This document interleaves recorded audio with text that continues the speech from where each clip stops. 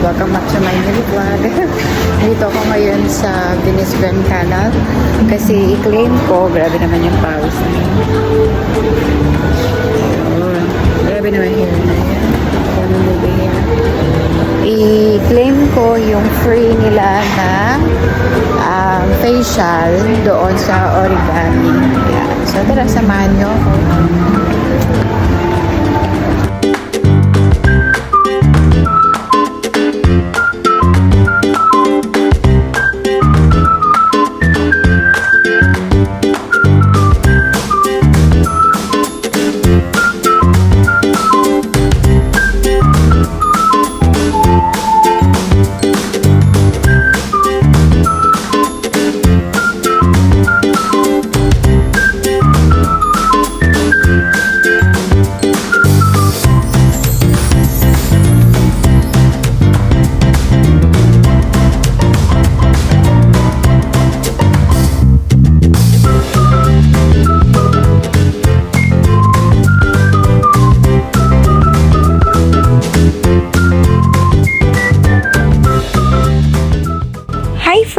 This is Charm! Wow, kala mo naman talaga. Gainaya lang natin si This is Lance.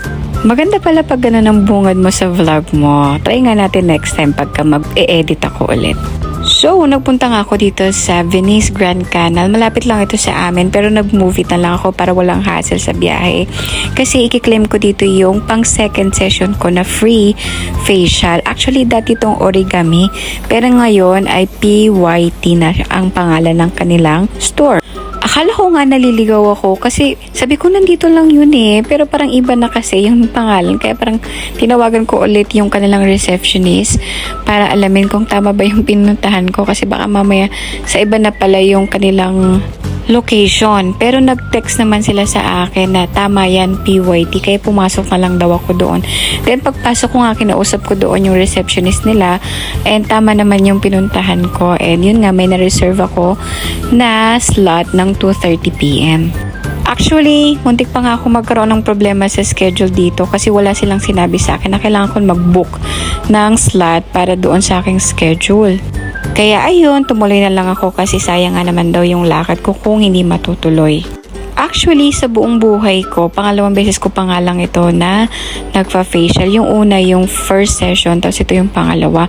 Maganda siya pero may kulang to kasi walang hydra na ginawa sa akin. Yung parang may gel siya, tapos parang meron siyang ilalagay sa mukha ko na parang paliliitin niya ng konti yung aking face or parang facelift siya.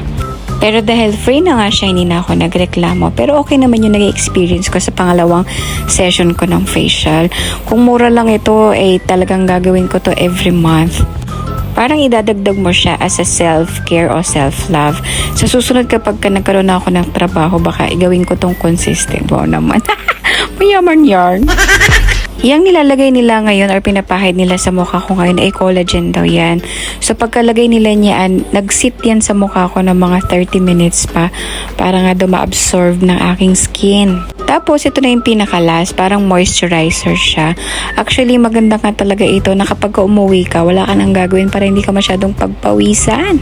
Kung kaya niyo magpa-facial kahit 4 times a year ay makakatulong talaga yan para mas ma-brighten at mas gumanda yung skin ninyo sa inyong face.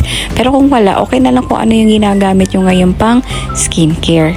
Ako nga ilang taon na ako ngayon ako naka-experience tong facial pero masasabi ko talaga na worth it naman.